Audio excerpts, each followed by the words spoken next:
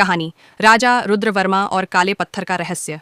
बहुत समय पहले भारत के एक दूरदराज राज्य में एक समृद्ध और शक्तिशाली राजा रुद्रवर्मा का शासन था। राजा का राज्य समृद्ध था, लेकिन उसके दिल में एक खालीपन था। किसी भी सुख सुविधा से वह संतुष्ट नहीं हो पाता था और उसकी रातें नींद के बिना बीत जाती थीं।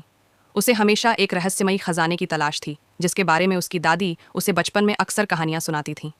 यह खजाना, जिसे काल पत्थर कहा जाता था, एक अदृश्य शक्तिशाली पत्थर था जो किसी के हाथ में आकर दुनिया को बदल सकता था।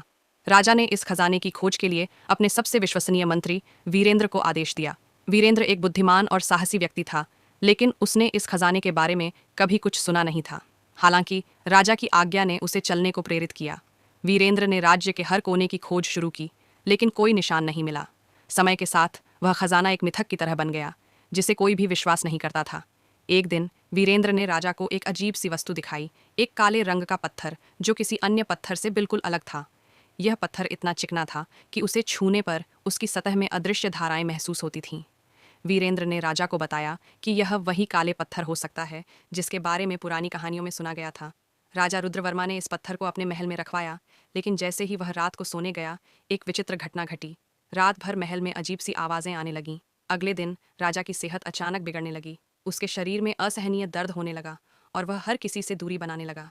वीरेंद्र को यह समझ में आया कि पत्थर के पास रहना राजा के लिए खतरनाक हो सकता है। एक रात वीरेंद्र ने पत्थर को छुपाने की योजना बनाई, लेकिन जैसे ही उसने उसे छुआ, उसका मन अचानक बदल गया। उसे ऐसा महसूस हुआ जैसे पत्थर में एक अपूर्व शक्ति समाई हो।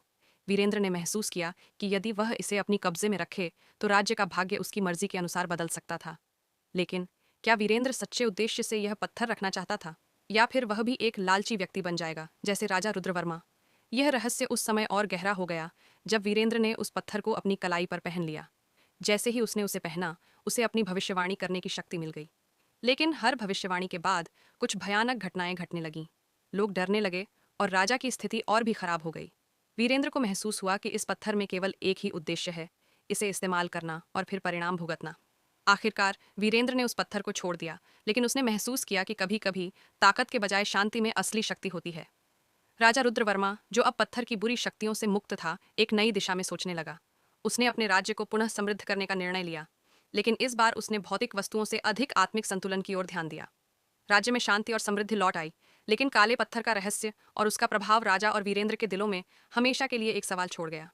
क्या यह पत्थर सचमुच खजाना था, या फिर एक परखने वाली परीक्षा? कहानी का रहस्य एक अनसुलझे सवाल की तरह इतिहास में खो गया, लेकिन राजा और मंत्री ने समझ लिया कि सबसे बड़ा खजाना शांतिपूर्ण जीवन और संतुलित हृदय में छुपा होता है।